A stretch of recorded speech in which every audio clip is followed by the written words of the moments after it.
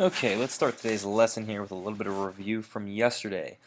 First, explain what this political cartoon is saying. This was a part of mental sweat questions from yesterday as well, so let's talk about it really quickly.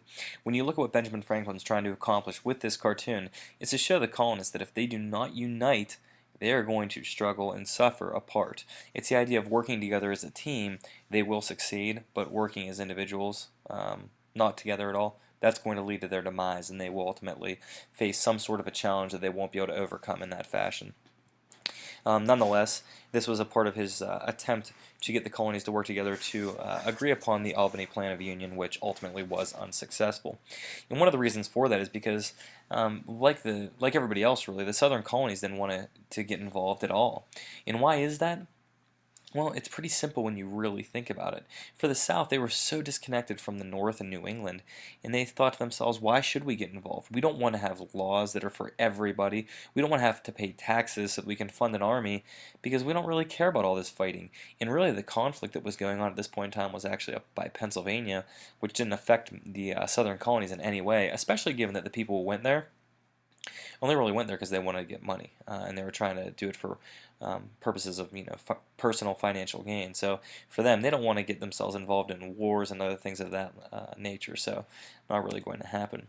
The second piece of yesterday's lesson was looking at the battle strategies and how the British, they had this large group open field style warfare where everybody stays together with guns, and not machine guns but inaccurate types of muskets with their bayonets.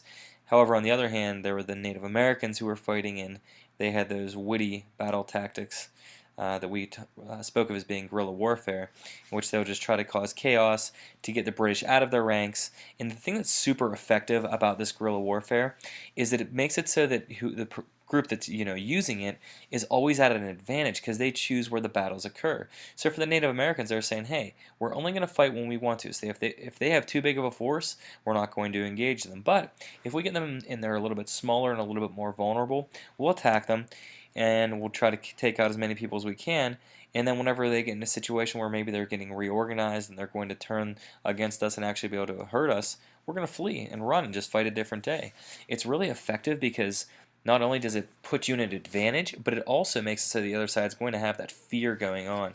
And that fear is a big thing that is really, really effective in these wars. This image up in the top left here is depicting what occurred in Vietnam with some guerrilla warfare tactics and the idea of a tunnel system that the Viet Cong were using there.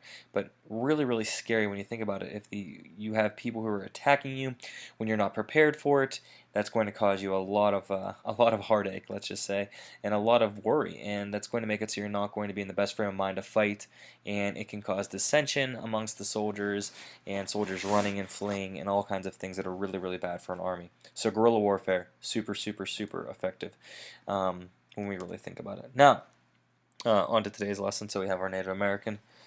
That's a really poor attempt at a Native American, so I apologize. And Super Wilson, who's trying to hit the target. Super Wilson, obviously a little bit too strong for this game, and it's going to end up bad not only for the target, but for a car, and even for the moon. Sorry, moon. Anyways, oh yeah, this is an inequality if we're talking about math, because Super Wilson was greater at throwing the tomahawk, given that he broke everything. But I guess the Native American did hit the target still. Oh well. Our target for today. I can explain why France won many of the early battles in the French and Indian War. That's the first one we're going to be working with. And then we're also going to look later on in this lesson at how the war turns in favor of the British when they change leadership. And that tells you a little bit about how important leadership really is. So, we've been talking about France and Britain. They claimed the Ohio River Valley. Then George Washington's defeated Fort Necessity. The natives sided with France.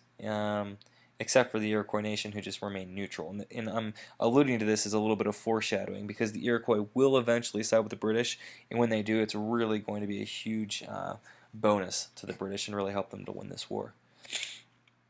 Now, the colonists need to get organized, but could they? Well, not really, and that's something we talked about a little bit already. When we look at the advantages here, here's what we have.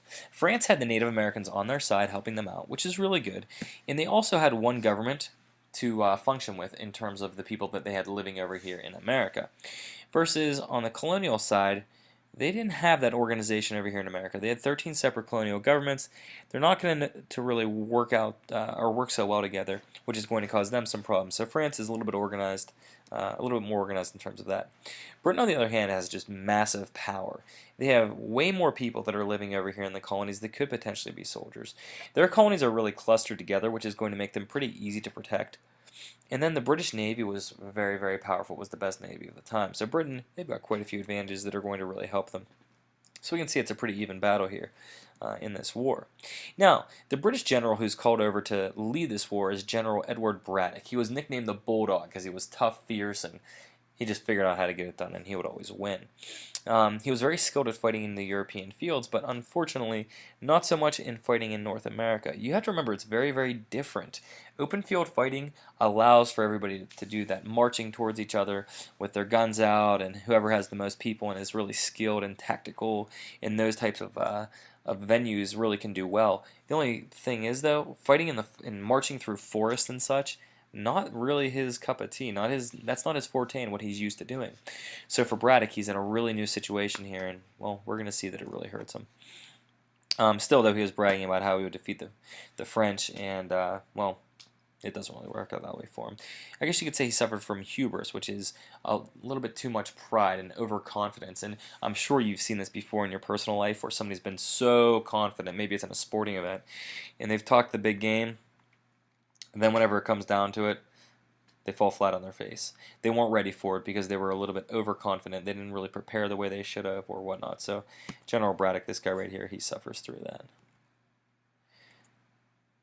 Now, the British headed to Fort Duquesne to try to conquer this fort. As we talked about, Fort Duquesne was the fort that was at the point in Pittsburgh, where the three rivers met. And the French already had control there, so that's a French fort. Braddock and his men moved slowly towards this fort through the forest, and they needed to actually clear a road so they could bring in their heavy weaponry like cannons and such. George Washington, who was a major in the army at the time, he was not happy with this because he had a bad feeling this was really, really not going to go well for them because they were moving so slowly. And remember, they've got bright red coats in the forest. Think about it. Not ideal, right? Indian scouts who were there supporting the British actually told them, yeah, you guys aren't really in good shape here. But they kept going, and, well, we're going to see they really run into a big problem here. So, marching those cannons through the woods, and you've got the red coat, not ideal when you've got the Native Americans who are sneaking around hiding from you there. Now, the British, they got crushed on their way, and it was a guerrilla warfare sneak attack. Sharpshooters were picking them off with their red coats. Braddock himself actually was killed in the battle. He was shot off a horse 5 times and ended up dying. He was brave, but, not the best at this style of fighting.